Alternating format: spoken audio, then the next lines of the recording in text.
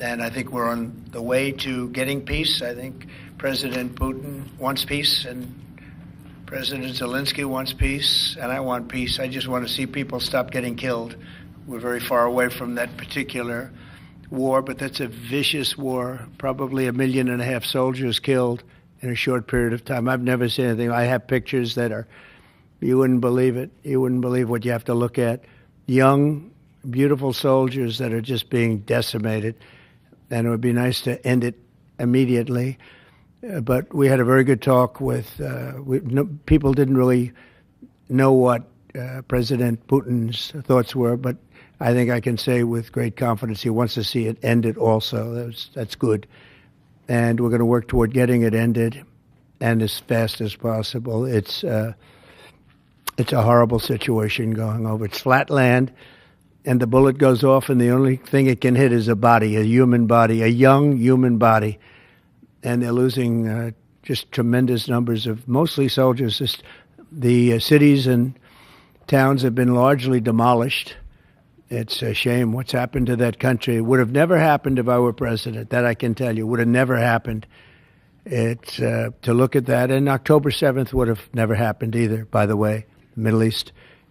But we'll get it. I think we'll get it. We'll get something done. We're going to be meeting, actually tomorrow they're meeting in Munich, as you know, and we're going to have some other meetings. And I'll be dealing with President Putin largely on the phone, and we ultimately expect to meet. In fact, we expect that he'll come here and I'll go there. And we're going to meet also probably in Saudi Arabia the first time. We'll meet in Saudi Arabia, see if we can get something done. But we want to end that war. That war is a disaster. It's a really bloody, horrible war. Did you Saudi Arabia, the first meeting will happen? I think so. We think we're going to probably meet in Saudi Arabia the first meeting. Any idea when? Hasn't been set, but not too distant future. Did you also be part of that meeting? We both understand. You know, we know the Crown Prince, and I think it'd be a very good place to meet. So it sounds like that would just be a meeting between you and Putin and perhaps the Crown Prince, but not President Zelensky? Probably we'll have a first meeting, and then we'll see what we can do about the second meeting. Did you also commit to go to Ukraine?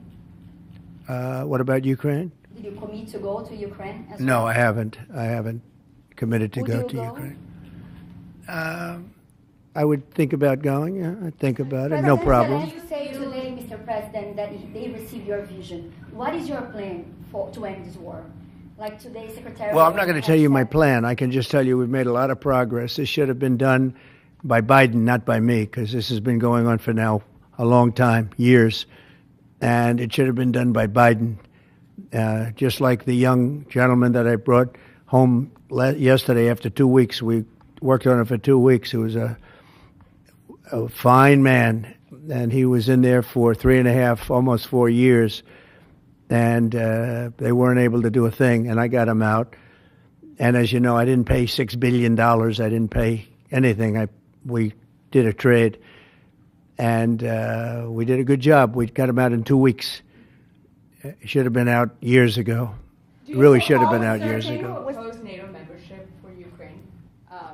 I don't think it's practical to have it, personally. I know that our new Secretary of Defense, who's excellent, Pete, made a statement today saying that he thinks it's unlikely or impractical. I think probably that's true. I think long before President Putin, they said there's no way they'd allow that.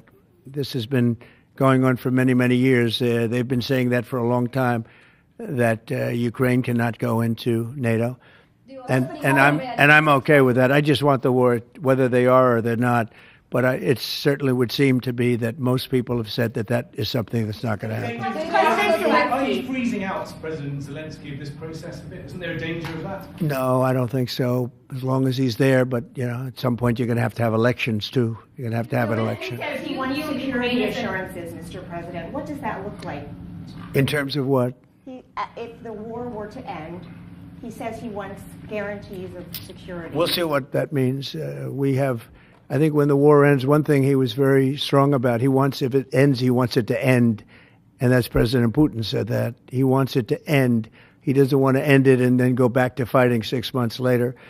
We talked about the possibility, I mentioned it, of a ceasefire so we can stop the killing, and I think we'll probably end up at some point getting a ceasefire in the not-too-distant future. Do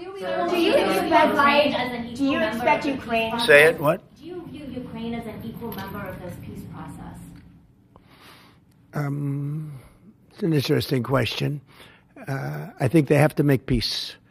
Their people are being killed, and I think they have to make peace.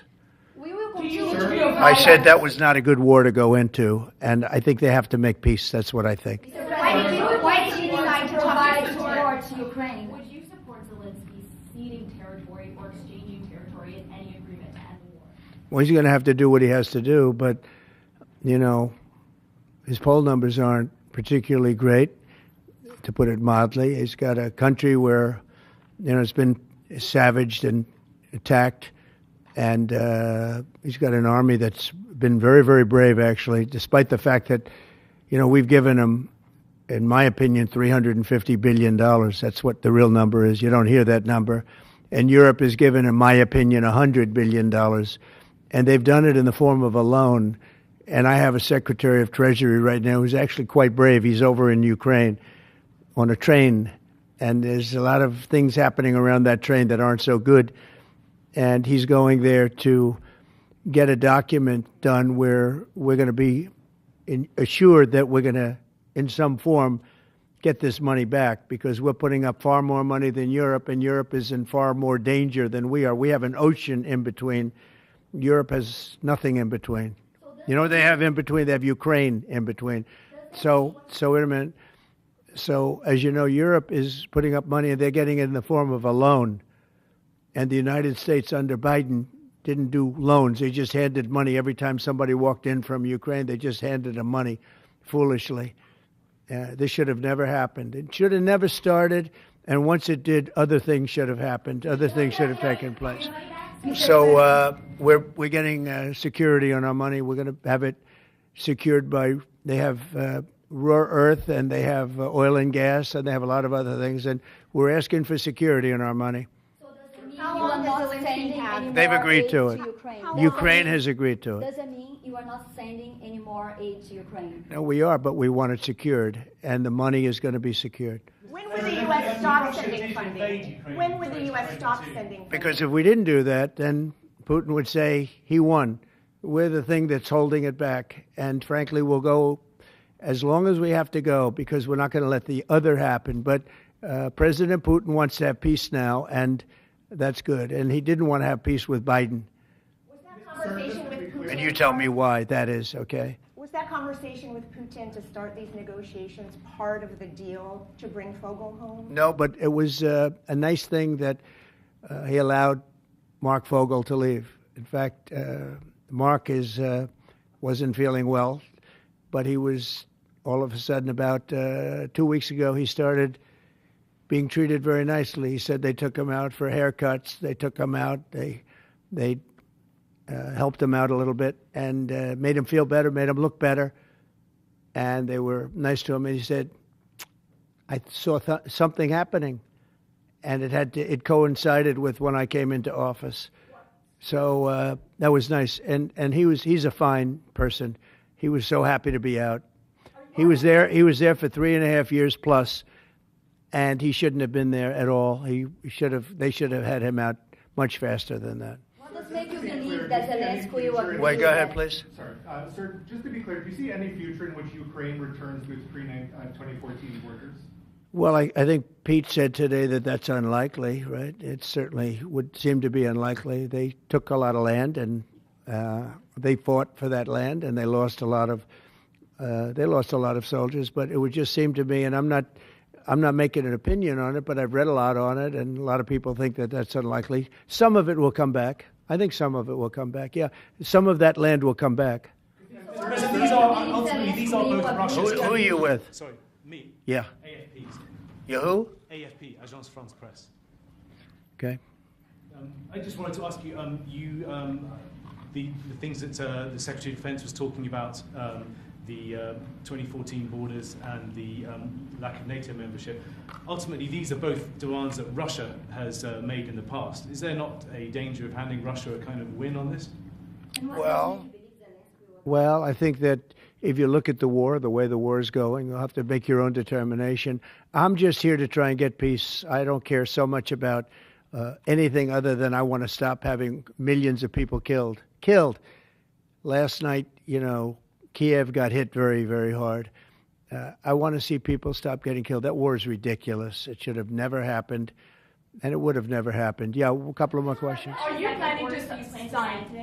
you planning to sign an executive order on reciprocal tariffs, sir? Yes, I am. In fact, I may do it today, and if I do it today, I could almost do it right now. Would you like me to talk about it now? I don't want to take anything away from this young lady's day, because this is her day, and I may do it later on, or I may do it tomorrow morning, but we'll be signing reciprocal tariffs. The world has taken advantage of the United States for many years. They've charged us massive tariffs that we haven't charged them. And as you know, I just did something on steel and aluminum, 25%. That'll go up at some point, but 25%, which will level the playing field quite a bit. I did it previously 50%, and Obama was very weak, and Biden was even weaker on steel. The steel was just absolutely, it really started with Obama. The world really took advantage of us, and then that morphed into Biden.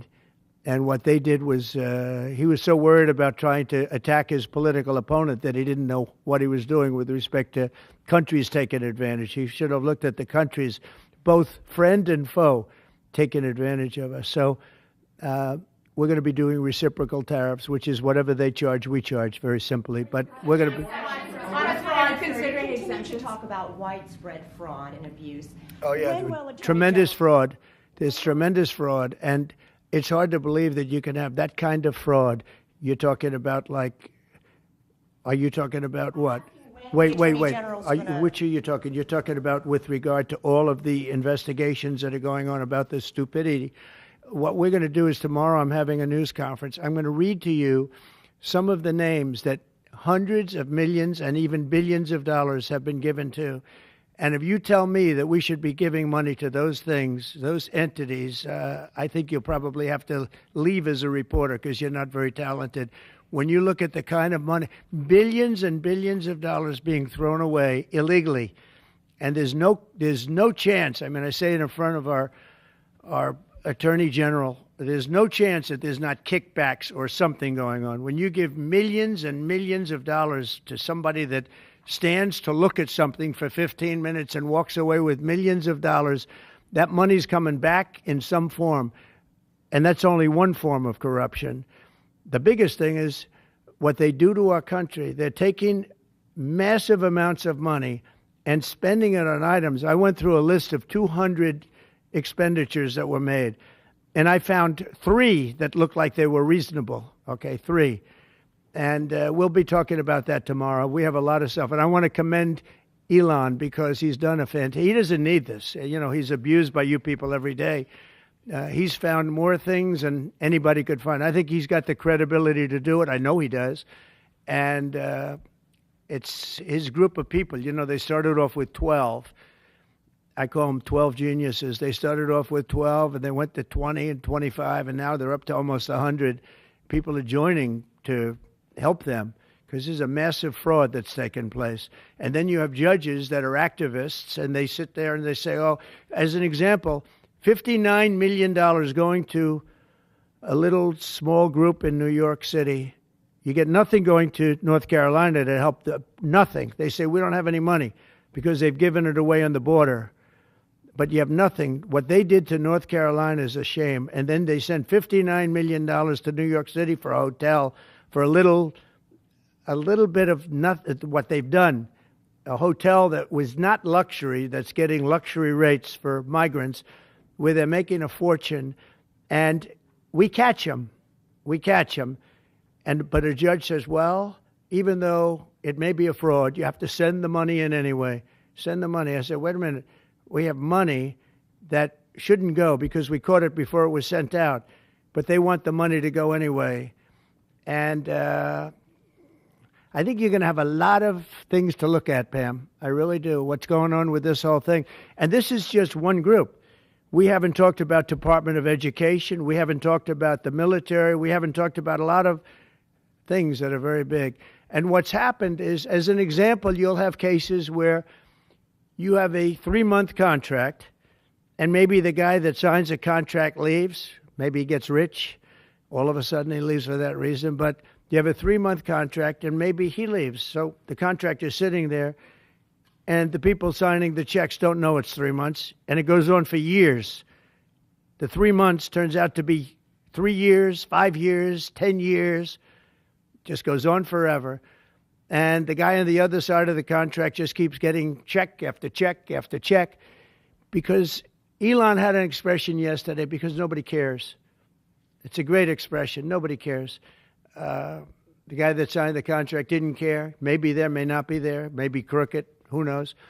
But you have to care. Otherwise, you can't really run a thing like that, or you can't run a country, really, because there's so many transactions, thousands and thousands of transactions. And if you don't have people that care, you're going to lose control. And that's what's happened, and we've caught it. Now, what we caught is billions and billions of dollars, but it's a tiny fraction of the real number, because you can never catch the real number, because people have gotten away with tremendous amounts of money. But I said we have to make our government smaller, more efficient, more effective, and a lot less expensive. And we could find $1 trillion, but we're being hindered by courts where they file in certain courts where it's very hard to win, and a judge will stop us, and a judge will say that it doesn't make any difference what you find. You just keep paying the money. That's a hell of a way to be. And I follow the courts. I have to follow the law. All it means is that we appeal. But that gives people time to cover their tracks. And that's what they do. So it's a very bad thing that's taking place. But hopefully the courts will be fair. They don't have to be very fair. They just have to be a little bit fair, because this is so egregious what's taken place. Nobody's ever seen anything like it. Nobody's seen numbers like this. These are massive numbers. $9 million for somebody to go and stand in a store and see how people shop. Okay? I mean, you take a look at these things. It's a disgrace. And then you have a country that we want to make America great again. It's very hard to make America great again when you have things like this. And you're going to see the same thing. Department of Education is going to be a disaster. The military, I mean, I see it. Look, I came in, they had a contract done, as you know, for $5.7 billion for airplanes. It was Air Force One with Boeing. 5.7, I got it down to $4 billion, little less than that, 1 penny less than that.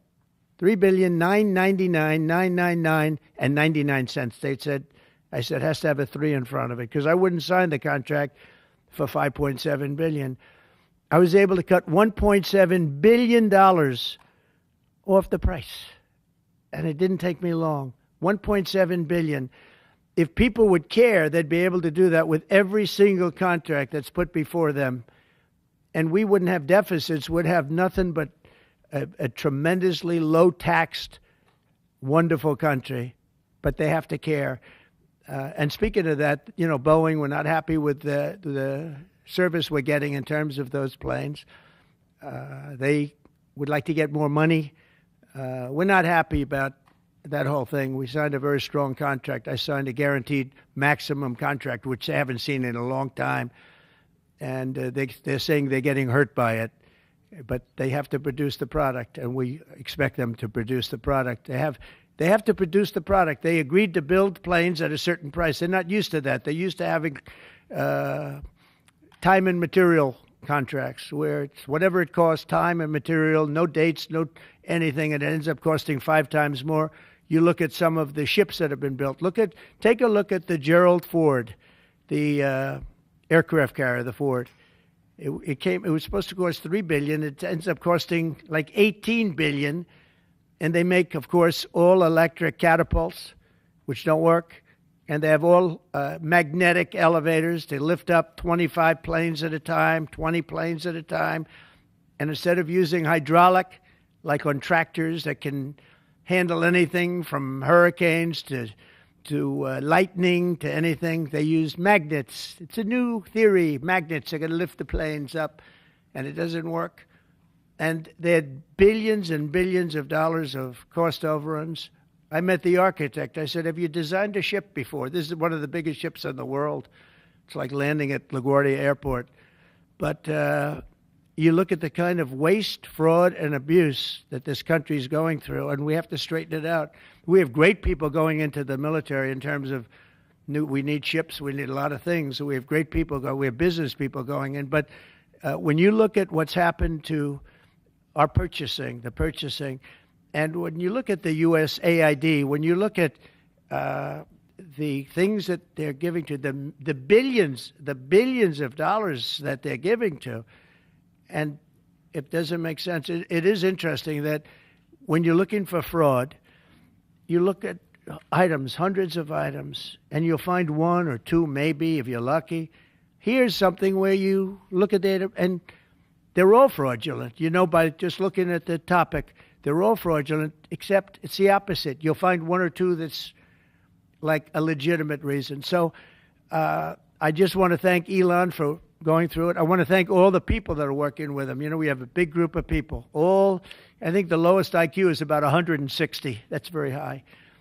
I think you have a couple of 182s in there, but they're doing a fantastic job. He doesn't need it, and they don't need it, but we're showing things, and it's going to be it's a big. People have no idea how important it is. Yeah. So how soon do you want the Department of Education to be closed? Oh, I'd like it to be closed immediately. Look, the Department of Education's a big con job. We're ranked, so they rank the top 40 countries in the world. We're ranked number 40th. But we're ranked number 1 in one department, costs per pupil. So we spend more per pupil than any other country in the world, but we're ranked number 40. We've been between 38 and 40. The last time I looked, it was 38, and then I looked 2 days ago, it came out the new list. It came out at number 40, so we're ranked 40. Norway, Denmark, Sweden, I hate to say it, China, as big as it is, it's ranked in the top 5.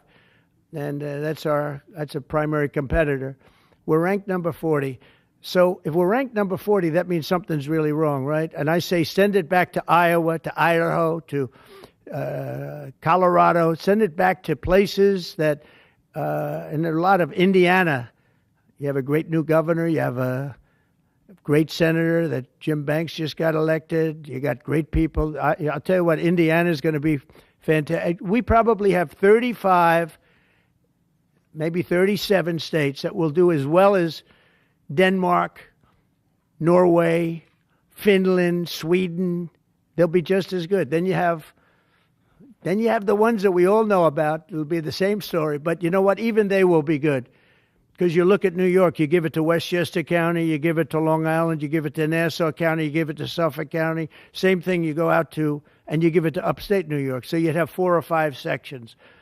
You give it to Manhattan. Manhattan's a little bit tougher for some reason. I don't know why it would be tougher, but it is. You give to California, and you go to various areas outside of Los Angeles, and you might have 6 or 7 different subgroups. But generally, like if you go to Iowa, you give it to Iowa. You don't have subgroups, you have Iowa.